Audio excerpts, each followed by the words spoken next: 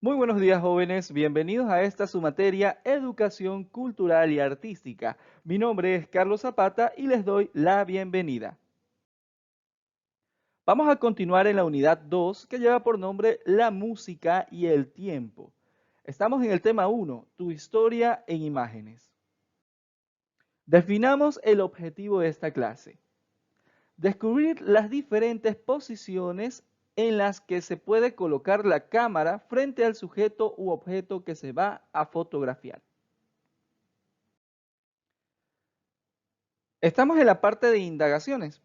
Veamos a qué se refiere. Las diferentes posiciones en las que se puede colocar la cámara frente al sujeto u objeto que se va a fotografiar. Tal como vemos aquí, tenemos que indagar mucho más en profundidad sobre los ángulos de perspectiva fotográfica.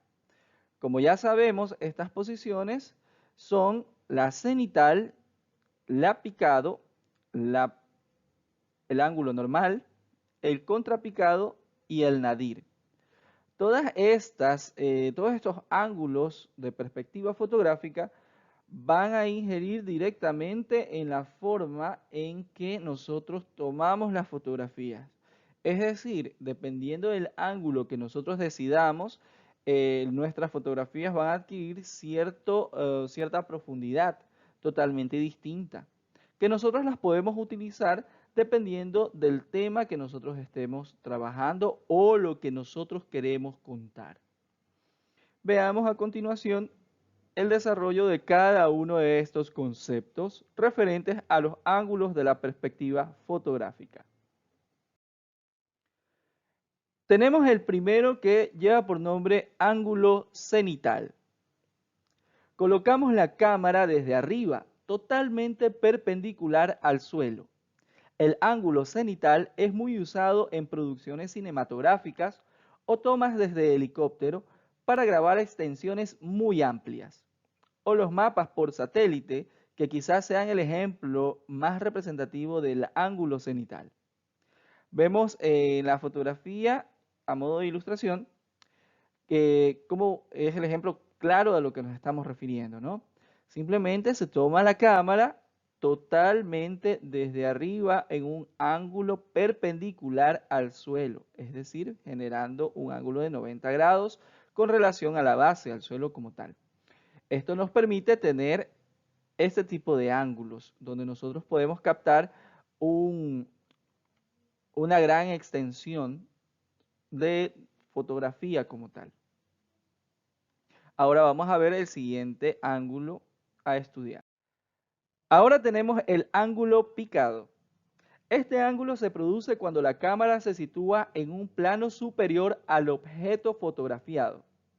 En este tipo de fotografía, la perspectiva produce que el sujeto se vea disminuido en tamaño. En general, este ángulo se usa como recurso compositivo para restar importancia o transmitir una sensación de debilidad o humillación. En casos de paisajes, permite incrementar la sensación de profundidad, muy usado en la fotografía de niños, pequeños animales, flores, objetos de pequeñas dimensiones y fotografía documental para mostrar la vulnerabilidad del sujeto. Tal como vemos aquí en el ejemplo, en esta imagen vemos a un niño en el cual se le ha aplicado un ángulo picado. Como vemos, la imagen del niño como tal se ve bastante reducida, ¿no? Se ve mostrando la debilidad del sujeto que se está fotografiando, que se está retratando. Entonces ya sabemos la utilización de este tipo de ángulos. También es muy usado en la fotografía de lo que son paisajes, ¿sí? En la fotografía documental. Entonces, cuando se lo utiliza de esta manera, este tipo de ángulos nos permite incrementar la sensación de profundidad.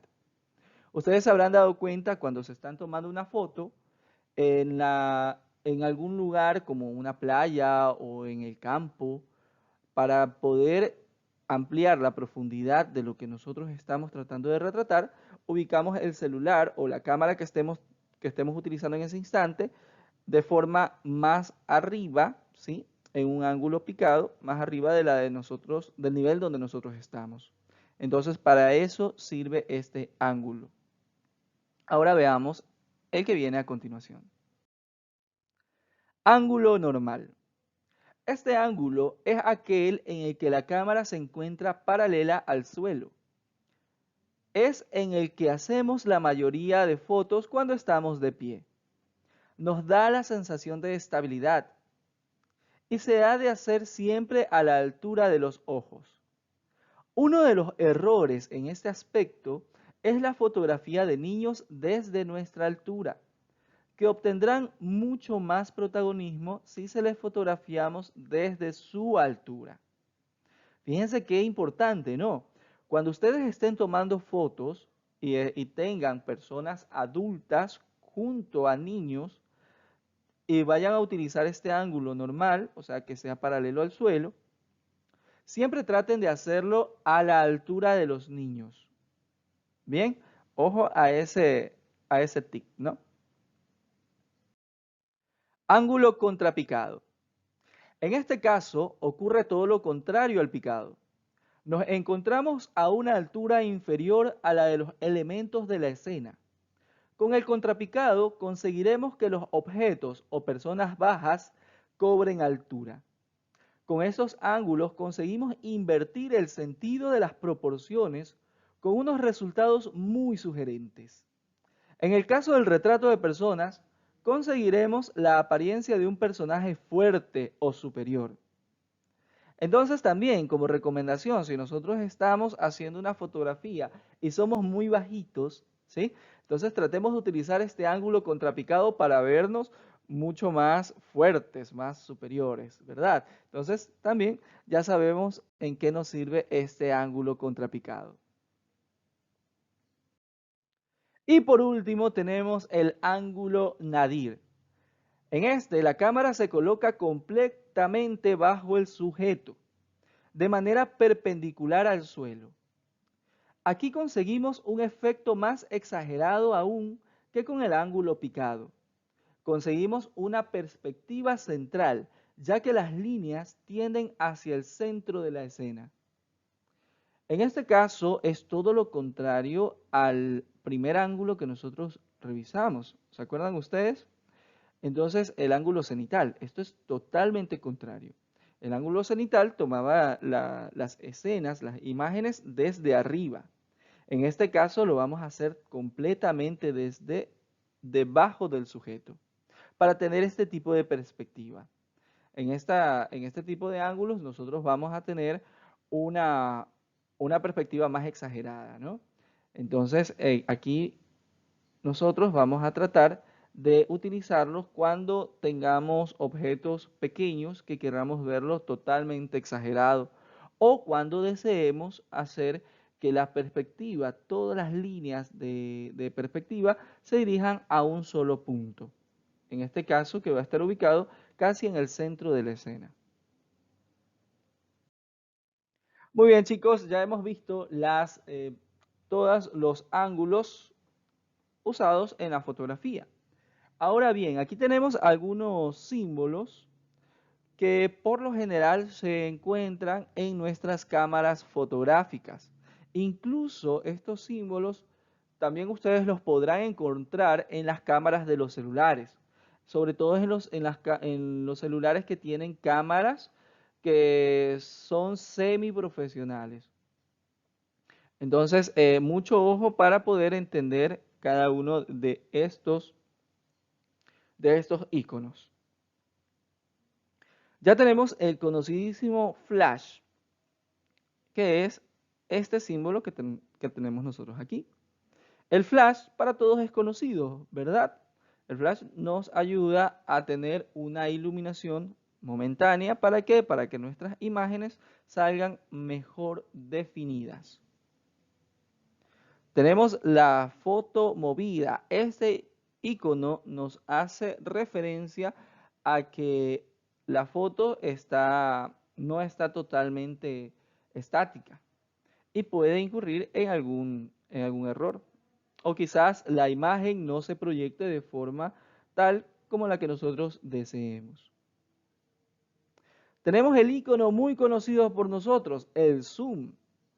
Ya sabemos que cuando vemos este icono nos va a permitir hacer un acercamiento al objeto que nosotros tenemos a cierta distancia. Tenemos el icono de eliminación de imágenes. Y por último, tenemos el icono de modo normal. Por lo general, en toda cámara y en todo celular están estos iconos ubicados, así que ya sabemos a cuáles hacen referencia. Muy bien, chicos, aquí tenemos el mini proyecto paso a paso. Recuerden, esto es un deber. Este deber lo voy a recibir hasta dentro de 15 días. O sea, van a tener 2 semanas para hacerlo. ¿Por qué razón? Porque en realidad quiero que hagan dos cosas. Entonces, ustedes lo van a poder reconocer en las páginas 36 y 37 de su libro. En la clase en vivo yo les voy a hacer una explicación más en profundidad acerca de lo que se trata la actividad. La actividad, como les dije, consta de dos partes, ¿sí? Entonces, cuando ya estemos en la clase, yo les voy a hacer una explicación más en profundidad acerca de lo que necesito que ustedes realicen.